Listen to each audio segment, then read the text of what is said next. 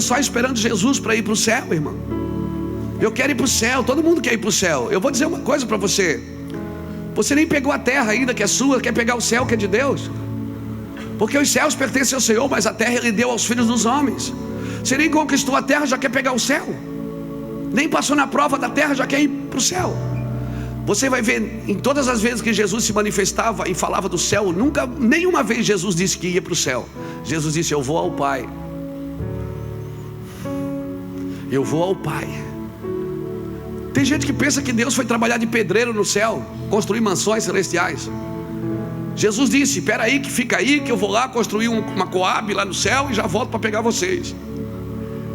E tem gente que pensa que vai morar em mansões celestiais. Não, irmãos.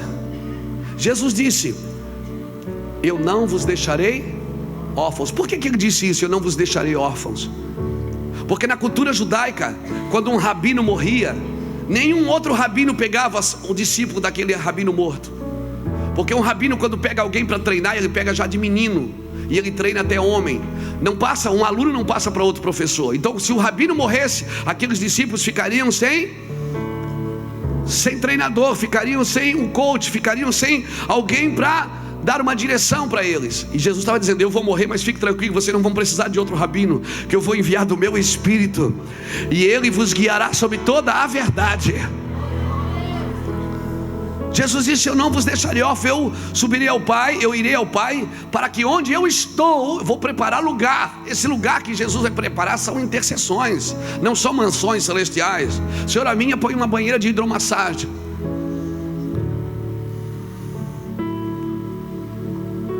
Não, Senhor. Não, irmãos. Você pensa que acabou a vida? Não. Quando chegar aqui, acabar tudo, nós vamos para o céu, nós vamos ficar tudo ao redor do trono de asinha de anjo e cantando Jingle Bell, lá, lá, lá, lá, lá. Não. Na realidade, a nossa vida de governo começa depois da morte. Na realidade, depois da nossa morte é que nós vamos começar a governar com Cristo. Depois da volta de Jesus é que nós vamos começar a governar. Então eu vou para o céu fazer o quê? Eu vou para o céu para sentar na mesa com o Cordeiro e para voltar para governar com Ele. Eu quero governar com Jesus. Aleluia. Agora, se a gente não governar nem a nossa vida agora, como é que a gente vai governar com Jesus? Alô? Irmãos, não adianta estar somente sujeito ao poder de Deus. Eu tenho que estar sujeito à vontade de Deus, à vontade completa de Deus. Eu não posso estar submisso só ao poder, eu tenho que estar submisso à soberania. Porque se submeter ao poder de Deus é fácil, difícil é se submeter à soberania de Deus. 3 homens, Sadraque, Mesaque e Abednego, estão para entrar numa fornalha. Eles dizem o que para o rei? Olha, rei, saibas tu que o nosso Deus tem poder para nos livrar do fogo, da fornalha. Ponto. Isso é se submeter ao poder. Mas eles disseram: mas se isso ainda não acontecer, saibas tu que não nos prostraremos a outro Deus. Eles estão dizendo o seguinte: se o negócio apertar e não tiver saída, nós vamos morrer aqui. Não tem problema, mas ninguém vai adorar outro Deus. Irmãos, quando a Bíblia diz: vós sois minha testemunha, a palavra testemunha vem da palavra martus, que é da mesma palavra para mártires. O Senhor está dizendo: eu te chamei para morrer pela causa, não foi para ser um pregador. Eu te chamei para morrer. Morra. Por isso é melhor estar na casa de luto do que na casa de festa. Porque na casa de luto a gente olha e diz: que eu vou morrer também. E eu vou morrer também. Por que eu estou falando isso, irmãos? Porque quando o Senhor visita Maria, a proposta aqui é grande, mas os preços também são altos. Toda proposta grande de Deus, o preço é alto. Amém, querido? Amém, querido? Amém, querido? Aleluia. Toda proposta grande. Como é que eu vou conseguir servir pessoas? Paulo disse como? Paulo diz em 1 Coríntios capítulo 9, versículo 19, ele diz assim: embora eu sendo livre de todos, me faço servo de todos. Sabe quando que eu consigo servir você? Quando eu sou livre de você. Quando eu não estou preso a você, eu consigo te servir. Porque Deus não trabalha por necessidade, Deus trabalha por propósito. Adão não tinha necessidade no jardim. Tem gente que pensa, Adão estava morrendo, ele olhava para o elefante, para a elefantoa, olhava para a girafa, para o girafa, e Adão abraçava uma árvore e dizia: Deus, eu estou morrendo, eu preciso casar. Não, você não vai ver nenhuma vez Adão. Por isso que quando Eva pisou na bola, ele disse: não fui eu não pedi mulher, o Senhor que me deu. Foi isso que ele estava tentando dizer para Deus. Adão era um homem inteiro em Deus, irmãos. Só os homens inteiros deveriam se casar. Adão não casou para se completar, ele já era completo em Deus. Ele casou para completar o propósito. Uma das traduções da palavra solteiro é sou inteiro.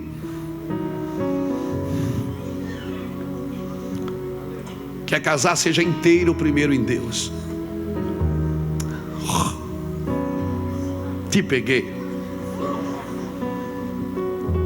Adão não tinha necessidade no Éden. Quando é que Adão começou a ter necessidade? Depois da queda. A primeira coisa que ele teve necessidade foi de se vestir. Depois o Senhor falou para ele: agora você vai ter que plantar e você vai comer do suor do teu rosto. Ele já trabalhava, mas ele não suava, porque era prazeroso fazer aquilo. Ele disse para a mulher: agora eu vou aumentar as dores de parto. Crer-se que ela já tinha tido dores de parto. Deus não falou que ia dar dor de parto, Ele disse que aumentaria as dores. Então crer-se que ela já tinha dores. Deixa eu dizer algo para você, querido. Não adianta a gente querer fazer as coisas para Deus do nosso jeito. Hoje de manhã aqui, eu falei para o Adalberto, a gente foi para casa, tentou descansar, tentou dormir, e não teve jeito. Fomos parar lá na casa do pastor, tomando café e comendo bolo. Glória a Deus. Porque a gente estava pilhado, irmão, pilhado. Amém? O disjuntor não tinha caído. Você está pilhado, Deus fica falando. E a gente diz: Adalberto, Deus falou coisas fortes hoje, cara. Houve uma ativação muito violenta aqui hoje, irmão. Vocês só vão entender isso daqui a algumas semanas. Só daqui a algumas semanas que vocês vão conseguir configurar o que nós recebemos, o que eu recebi aqui hoje também. O que eu recebi aqui hoje foi muito forte, porque não penso que é só você que recebe e eu vim aqui para dar. Não, eu vim aqui para receber também. Aleluia. Foi muito forte, um nível de ativação muito alto. Agora nós vamos precisar de algumas coisas para manter esse nível alto, porque nos lugares altos os ventos são fortes. Nos lugares altos os ventos batem, irmão. Todo homem de Deus ele precisa de pelo menos duas coisas: raízes e asas. Às vezes o camarada tem só asa, ele quer voar, mas não tem raiz. Quando quebra a asa ele cai. Às vezes tem só raiz, não consegue voar. Na parábola do filho pródigo, o filho mais novo tinha asas, disse: pai, me dá o que é meu, que eu estou indo embora. Foi, gastou tudo que tinha, foi parar num curral de porcos. Por quê? Porque ele tinha asas, mas não tinha raízes. O filho mais velho que estava em casa já era ao contrário, ele tinha raízes, mas não tinha asas. Ele disse: pai, seu irmão gastou tudo que tinha, chegou agora, o Senhor deu o boi cevado para ele. Aí o pai disse: tá, meu filho, daí? Ele disse: para mim o Senhor nunca deu nenhum cabritinho. O pai disse: meu filho, mas o seu problema é um cabrito. Você está brigando comigo por causa de um cabrito? Come esse miserável desse cabrito. É seu. Tudo que é meu é seu. Irmão, tem gente na igreja fazendo campanha para aquilo que já é dela. Ela está querendo ganhar uma coisa que ela já tem. Mas por que ela não pega? Porque ela ainda é menino. E não se dá herança para criança. Herança é só para adultos. Por isso que a Bíblia diz que se o herdeiro for menino, de nada ele difere de um escravo. Gálatas 4. Ainda que ele seja senhor de tudo. Por que você acha que Deus manda você crescer? A gente crescer, crescei na graça, crescei. Porque o adulto, o herdeiro precisa ser grande para assumir o que é dele. Não adianta você ser herdeiro e não poder assumir. Você vai precisar de tutores. E aí os meninos vão para a igreja tentar ganhar alguma coisa de Deus. Não, irmãos, nós não somos meninos. Vamos crescer para pegar o que é nosso por herança. Nós somos herdeiros. Se sois filhos, sois herdeiros. O diabo vai lutar com você até que você desista de ser filho de Deus, para que você volte a ser só um crente, só um evangélico. Evangélico não tem herança, por isso que ele tem que ir na igreja fazer campanha para ganhar alguma coisa. Filho não, filho é herdeiro.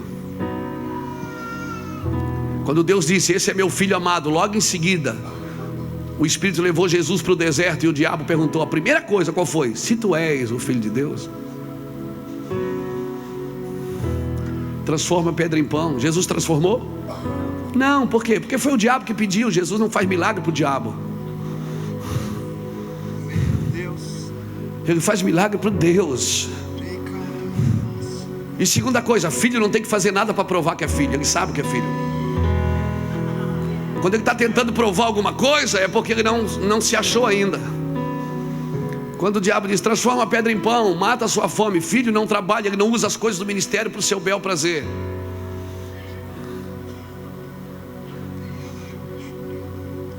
Por que eu estou falando tudo isso?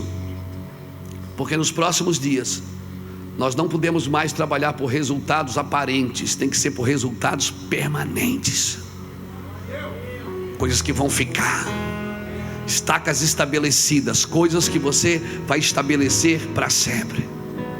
Eu tenho algumas manias comigo, irmão, que são coisas eternas da minha vida. Eu não abro mão, não negocio. E uma delas é ficar com Deus. Nós temos uma regra lá de manhã no Mevan ninguém vai para a igreja.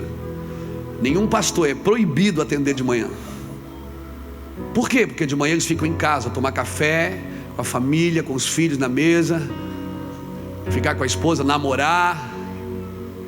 Ei, aleluia. Amém. Ir no mercado fazer compra.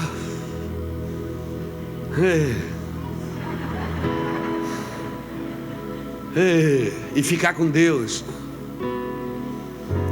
Você vai 2 horas da tarde lá no Ministério Mevan, no escritório, está todo mundo. De manhã não tem ninguém. Está só os irmãos trabalhando, os funcionários que estão lá, que tem que entrar lá para poder atender os irmãos que ligam. Mas pastor, nós temos uma regra entre nós: não atenda ninguém de manhã. Por quê? De manhã é do Senhor, é da família. Por quê? Ô irmão, não adianta você manifestar uma coisa no altar, uma coisa no púlpito que você não recebeu no altar, e nem estabeleceu numa mesa de comunhão, e nem santificou num leito. Nesses dias nós precisamos de remidores, lembra disso? Então eu quero usar esse texto aqui da Maria, e eu quero fazer algumas perguntas para você. Perguntas que Deus fez para mim. A primeira coisa que eu quero perguntar, usando esse texto de Lucas, é: o que você está gerando? O que você está gerando? Porque quando o anjo disse para Maria, disse: Maria, você vai ter um filho, e esse filho é o Filho de Deus, não é qualquer um. Você vai gerar o Filho de Deus, tem um propósito no seu ventre. Interessante que no Velho Testamento Deus usava as mulheres estéreis. No Novo Testamento ele começou com uma pura. Essa é a geração dos puros. Por que Deus vai usar os puros? Porque os puros não sabem fazer. Deus vai usar quem não sabe fazer, porque os que sabem fazer estão usando a Deus. Essa é uma geração de gente que não sabe fazer. Quer saber de uma coisa, querido? Sempre que Deus te chama para o ministério, você não está pronto. Sempre que Deus te chamar para o ministério, você não vai ter o dinheiro suficiente para fazer, a unção suficiente para fazer. Você vai ficar apavorado quando Deus disser que quer que você faça uma coisa. Isso é a prova que foi Deus que te chamou mesmo, porque só Deus acredita num cara que nem você.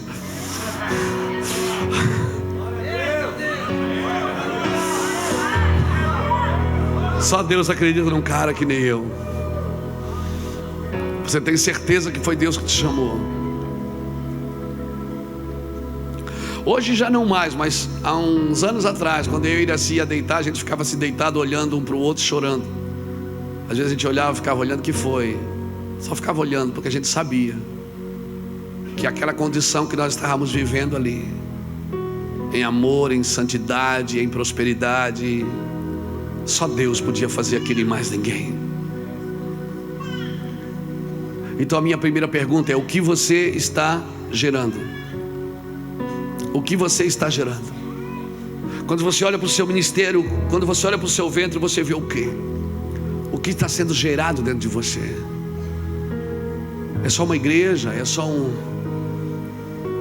algumas pessoas sentadas em umas cadeiras? Não.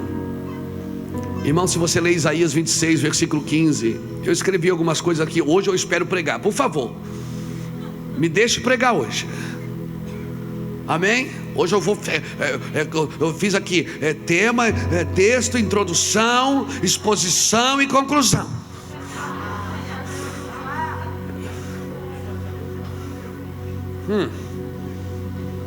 Eu também sei homilética, hermenêutica, aleluia. Então, por favor, se comporte, me deixe pregar. Estou com aquela garrafinha d'água no churrasco, lembra?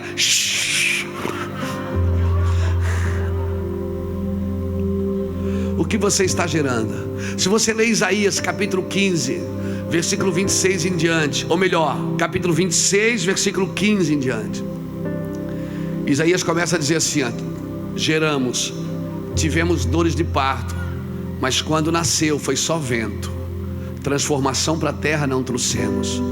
Irmão, nós precisamos trazer transformação para o mundo. Eu preciso saber o que eu estou gerando, amém? Amém? Abra sua Bíblia comigo em Gênesis capítulo 38.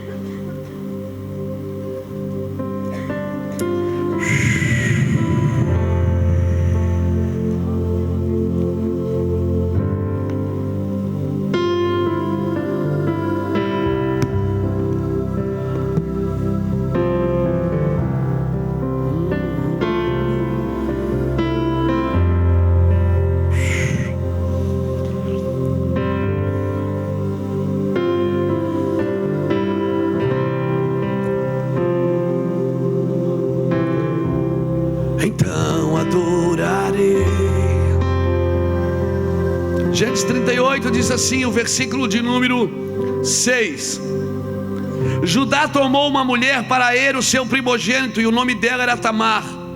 Er, porém, o primogênito de Judá, era mau aos olhos do Senhor, pelo que o Senhor o matou. Então disse Judá a Onã: deita com a mulher de teu irmão, e cumprindo-lhe o dever de cunhado, suscita descendência a teu irmão. Onã, porém, sabia que a descendência não seria dele, de modo que sempre que se deitava com a mulher de seu irmão, derramava o sêmen na terra para não dar descendência a seu irmão. O que ele fazia era mal aos olhos do Senhor, pelo que também o Senhor o matou. Amém. Irmãos, quando eu li esse texto, deixa aqui um pouquinho. Quando eu li esse texto pela primeira vez, eu fiquei: que negócio é esse, Jesus? A Bíblia diz que Judá teve 3 filhos, Er, Onã e Selá. E era a cultura que o primogênito se casava primeiro. Então o pai arrumava a esposa para o primogênito. Por isso que lembra, Abraão mandou Eliezer buscar uma esposa para Isaac na sua própria casa. Lembra disso? Então Judá arrumou Tamar para se casar com Er, o seu primogênito. Só que Er era um homem terrível. E a Bíblia não relata a sua maldade, mas diz que ele era um homem mau. E porque ele era mau, Deus o matou. Amém, irmãos? Ele era mau, Deus o matou. E havia uma cultura da época. Qual era a cultura? Se o primogênito morresse e não deixasse descendência, o irmão que vinha em segundo teria que se deitar com a mulher do seu irmão mais velho, a viúva, para gerar filho com ela, para que o irmão mais velho não ficasse sem descendente. E aí, irmãos, Onã era o cara que vinha depois de Er. Então Judá falou para Onã: se deita com a mulher do teu irmão, gera filhos nela, coabita com ela, gera filhos nela, para que a descendência do seu irmão não se perca. A Bíblia diz que toda vez que Onã se deitava com Tamar, ele lançava o sêmen em terra. Na hora do prazer ele jogava o sêmen na terra. Por quê? Porque ele sabia que a descendência não seria dele. Eu disse: tá bom, agora ficou pior ainda, Jesus. E eu fiquei ali uns 2 meses nesse versículo. Fiquei uns 2 meses, toda manhã eu lia e lia.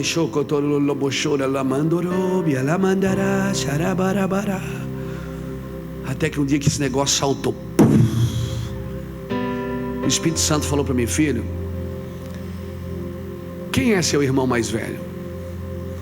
Eu disse: é Jesus. Ele disse: pois é. Quem é a mulher de seu irmão mais velho? Eu disse: a igreja. Ele disse: pois é. O irmão mais velho foi para a eternidade e deixou a noiva sem marido. Vocês deveriam estar se responsabilizando e gerando na igreja descendentes, mas hoje vocês só querem prazer com a igreja. Vocês não deixam descendência nela. Sabe o que Deus me falou, pastor Ademir? Ele disse: Onã, eu até tenho uma mensagem com esse tema, a síndrome dos onanitas. Onanitas fala de uma liderança que se deita com a igreja, tem prazer com ela, mas não gera nada nela. E sabe por que Deus matou Onã? Porque Jesus era a descendência de quem? De Judá. Toda vez que Onã colocava o sêmen na terra, ele estava atrasando a chegada de Jesus por um dia. E Deus não vai parar numa liderança que não tem responsabilidade com aquilo que está gerando. Por isso, de novo, Deus não vai parar numa igreja que está atrasando a volta de Jesus. Deus vai começar a sacar homens que só querem ter prazer com a igreja, que usam dos seus recursos, usam da fama que a igreja consegue dar, usam do prazer que a igreja gera, mas não geram filhos com ela. Irmão, isso me pegou. Por 3 dias eu chorei e disse: Senhor, me livra da síndrome de onanita. E Ele me falou: o que você está gerando, para quem é? Olha aqui para mim, queridos, tudo que você gerar num grupo de convívio, num grupo pequeno, numa célula, numa igreja, numa empresa, você não está gerando para você. Os filhos são herança do Senhor. Aleluia. Para cada homem, Adalberto, que você liberar para uma nação, Deus vai te dar mais 1000. Para cada família que você liberar para uma igreja, Deus vai te dar mais 1000. Assim será o crescimento. Eu quero liberar essa palavra sobre vocês, quero viver. Eu quero liberar essa palavra sobre vocês, Foz do Iguaçu. Quero liberar essa palavra sobre você, Argentina. Sobre você, Paraguai. Sobre você, Brasil. Por favor, não tenha só prazer com a igreja. É prazeroso ser um pregador, irmãos. É prazeroso demais estar aqui. Acaba que as pessoas querem tirar foto com a gente. Elas querem que a gente ponha uma dedicatória. Se algum dia eu imaginei que eu ia escrever um livro, eu já escrevi 9. Eu ia para a escola só comer merenda. Você está diante de um cara que estudou até a 8ª série. Eu não tenho nem 2º grau. Esses dias eu e Iraci estávamos em Londres. Quando eu terminei de pregar, 4 dias na mesma igreja, nós pregamos 5 reuniões. Essa igreja tem uma faculdade teológica. Quando eu terminei de pregar, o pastor da igreja, que também é reitor da faculdade teológica, me chamou no púlpito e disse: olha, pastor Luiz, depois dessas 5 ministrações, nós entendemos que você é um teólogo, e nós queremos dar um diploma para você por aclamação. Eu ganhei um diploma. Eu tenho um agora. Está em inglês. Te mete comigo para você ver. Eu não estou fazendo apologia aos estudos aqui, irmãos. Por favor, estude tudo que você puder.